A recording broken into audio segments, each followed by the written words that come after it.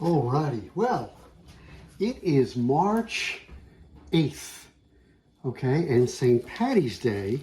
This is a brisket, not a corned beef, a brisket, all right? St. Paddy's Day is right around the corner, March 17th. Now, this brisket needs to cure for 1 week in a brine consisting of a little Prague powder, some kosher salt. I don't know if that's in the frame. Yes, it is. And some distilled water. So I'm going to stick to the recipe this time. I'm going to use the exact measurements of 1 gallon of water, 8 ounces of kosher salt, 2 teaspoons of Prague powder, because that's the solution. And then 8 pounds, this is an 8-pound brisket. 8 pounds of brisket is going to go in there. Now, what I intend to do is, I intend to probably cut the brisket about here and take this lumpy side with the less fat and make the corned beef out of it. And then this part, I'm going to then season it with pastrami rub, let it sit in the fridge for, I don't know, a few more days, and then I'm going to smoke it and make a pastrami out of it.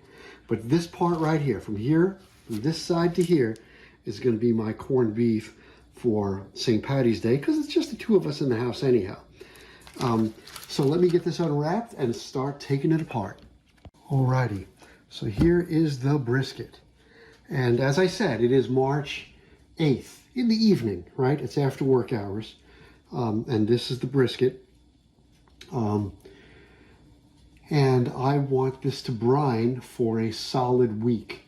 So I'm guessing on the 16th, I'll take it out of the brine. Maybe I'll take it out of the brine early on the 17th and just simmer this piece in some water with some cabbage and potatoes and make my corned beef. And then this piece from here to here, I'm going to put the pastrami rub on it and smoke it maybe a few days later. So that's it. I'll show you the other side of it. Right, you see how it's already trimmed. You know, this is where you get them in New Jersey. You know, this is not Texas. But for pastrami, I did this once before. This is a nice hunk of meat for pastrami and corned beef. So away we go. Okay, so I need 8 ounces of kosher salt. And I've got 2 so far. Let's keep going.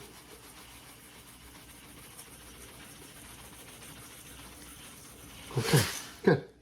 I have a little bit more. That's okay. It's not going to kill me.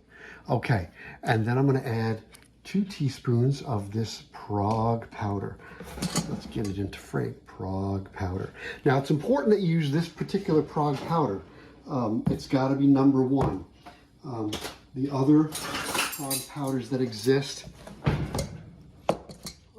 are not the same chemical composition. So, I will use 2 teaspoons of the Prague powder. And there you go.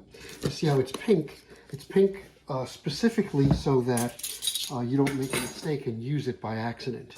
So now what I'm going to do is mix that with my gallon of water. And in this case, it's distilled water. Let's see if I can get that camera into there. All right. So it looks like I need to get a better mounting kit for my camera. Remember, I do all of these videos on the iPhone. So everything you see is done from a single iPhone. I don't have any special equipment. Okay, so here is the gallon of distilled water. Normally what I do when I make a brine is I'll bring it to a boil and then let it cool off. But for this brine, all I do is stir it up and dissolve that salt. That's it. Okay, here's my gallon. And then I'm going to add some pickling spice. Okay, so pickling spice, 1, 2, 3, dump it in.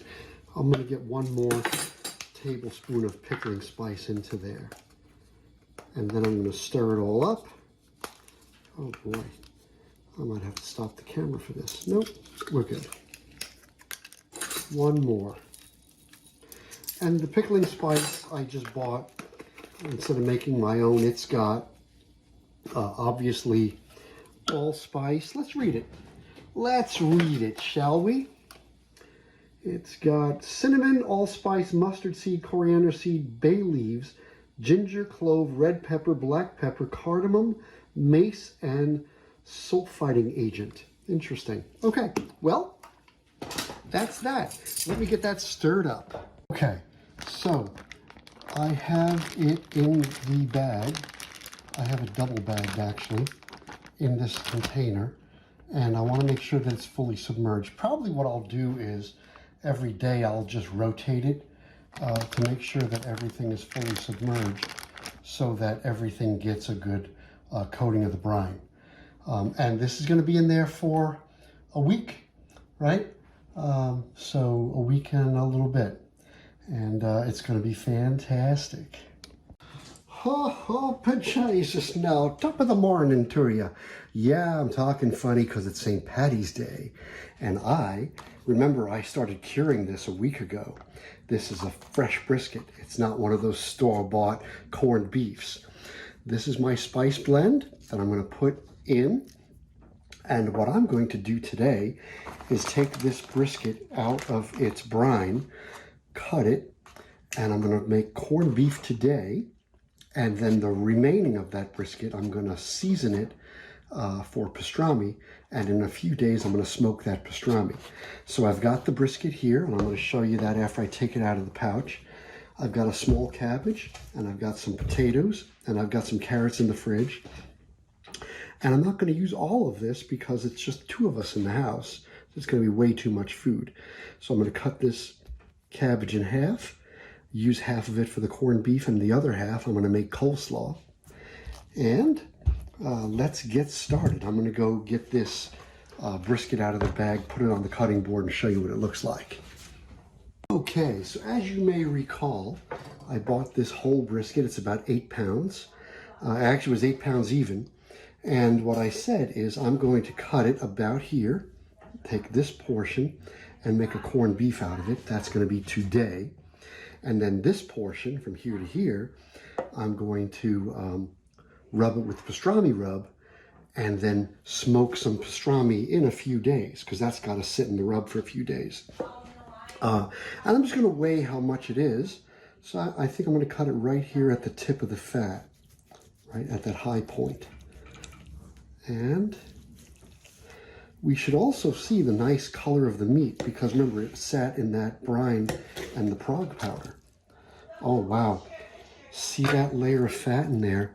That would be lovely for Texas barbecue. But we're not doing that today. Okay. So that is 2 pounds, 4 ounces.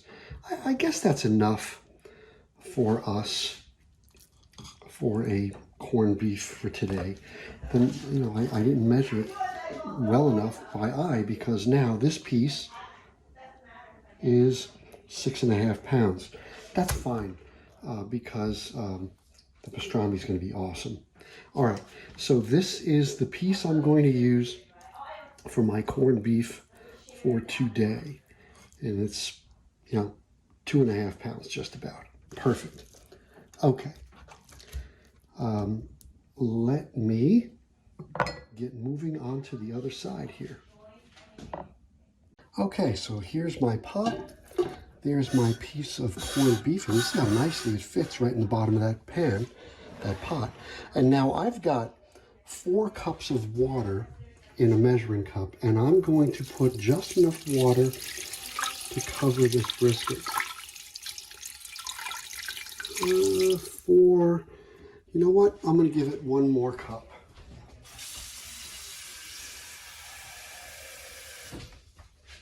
Yeah, 2 more cups. I don't want too much water in the pot. I really want to cover it. It's kind of tall. Yeah, maybe I'll put a little bit more. Hold on.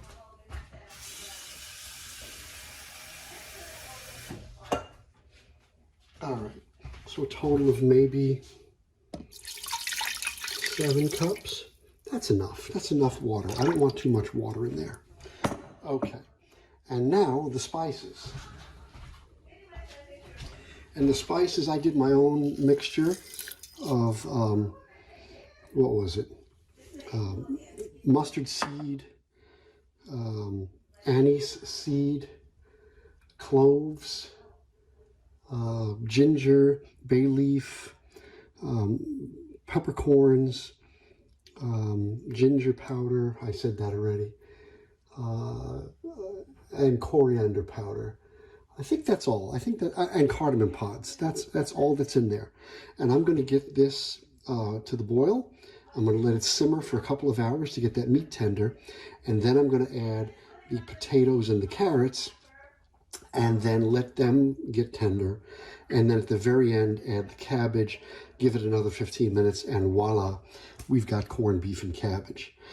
So then we're going to have that served, you know, traditional way, corned beef and cabbage, but I might make a nice Reuben also. So stay tuned. Alrighty, so you see what I've got here. My corned beef has been simmering for almost 2 hours, so it's almost time to put in my potatoes, carrots, and cabbage. Notice that I'm using equal amounts of different colored potatoes because I am not a racist. Let me repeat that. Anyhow, so we got the red potatoes, the Yukons, and these purple potatoes, and they can represent whatever you want.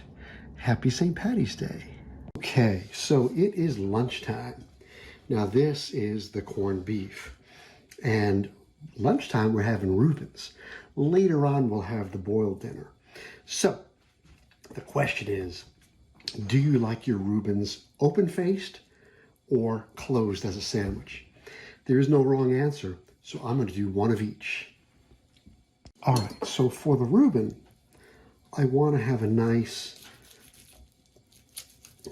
lean piece of meat on that sandwich. So I cut off that fatty part, and you see it's blazing hot. But look at that corned beef. Ooh, that's hot. You know what?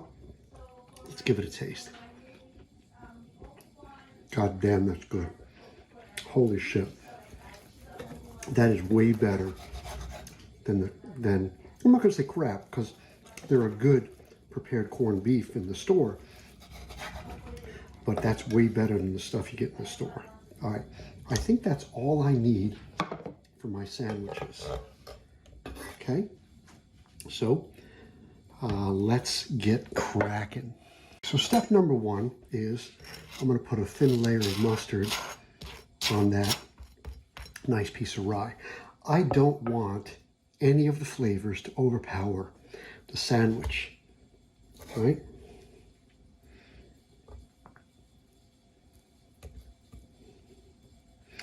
I don't want it to be overpowered in any way. So there's some nice corned beef on top.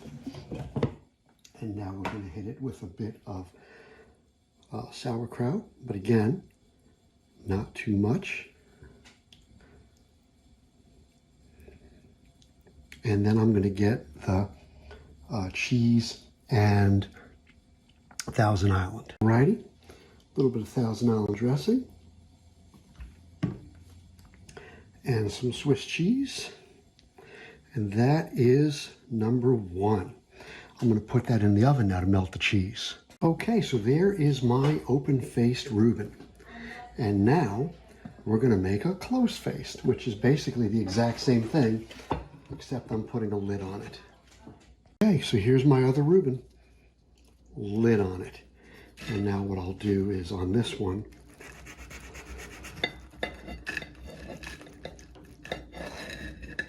I'll cut it in half so it's easier to pick up and bite. Bon appetit and happy St. Paddy's Day. Wow, that is an awesome, awesome Reuben. Well, like I said, I made it with my homemade corned beef. You know, I got a brisket. I did it from scratch.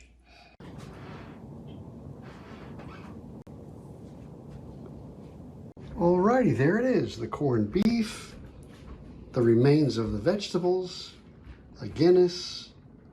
We're ready to go.